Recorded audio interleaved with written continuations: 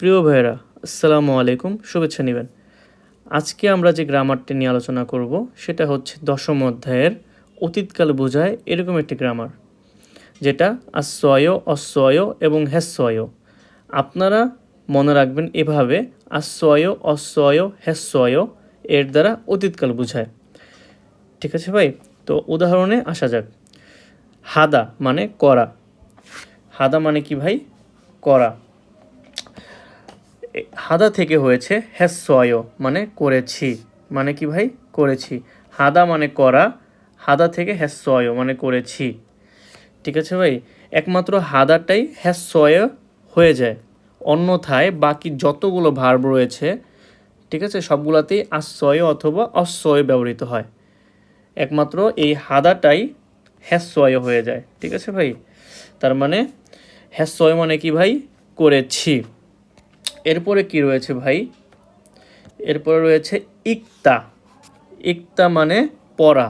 ইক্তা মানে পড়া। আর ইলগস্বয়। ইক্তা থেকে কি হয়েছে ভাই? ইলগস্বয় মানে পড়েছি। খাদা মানে যাওয়া। খাদা থেকে খাস্বয় মানে গিয়েছি। মক্তা মানে খাওয়া। মক্তা থেকে মগস্বয় মানে খেয়েছি। খুংবু হাদা মানে পড়াশোনা করা। খুংবু মানে পড়াশোনা, হাদা মানে করা, পড়াশোনা করা। পড়াশোনা করা থেকে খুংবু হেস্বয় মানে খুংবু হাদা থেকে খুংবু হেস্বয় মানে পড়াশোনা করেছি। পড়াশোনা কি ভাই? করেছি। ফোদা। ফোদা মানে কি ভাই? দেখা। ফোদা মানে কি? দেখা। ফোদা থেকে ফস্বয় মানে কি ভাই? দেখেছি। উন্দুং আদা মানে ব্যায়াম অথবা খেলাধুলা করা। উন্দুং মানে কি ভাই? ব্যায়াম অথবা খেলাধুলা। ব্যায়াম অথবা খেলাধুলা। আর হাদা মানে করা। ব্যায়াম অথবা খেলাধুলা করা।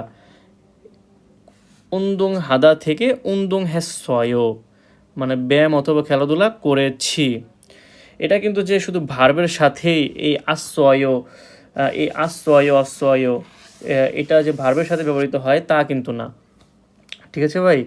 এটা কিন্তু আপনার অ্যাডজেক্টিভের সাথেও ব্যবহৃত হয়। যেমন যে এখানে দেখেন যোদ্ধা।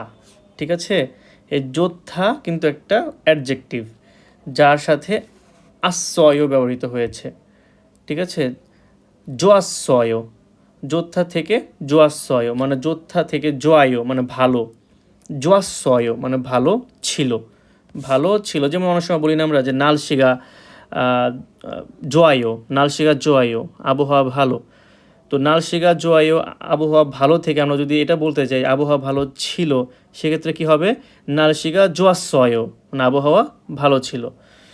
তো আমরা এই আশ্রয়, অশ্রয়, হ্যাস্রয় যখনই পাবো পড়াশোনা অবস্থায় বা যখনই পড়াশোনা করি, বই পড়ি, তখনই আমরা বুঝে নিব ভার্বের সাথে এটা যুক্ত থাকা মানেই সেটা অতীতকাল বোঝায়।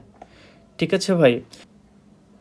তো আমরা আশ্রয়, অশ্রয়, হ্যাস্রয় যখনই ভার্বের সাথে দেখব তখনই আমরা এটাকে অতীতকাল বুঝে নিব।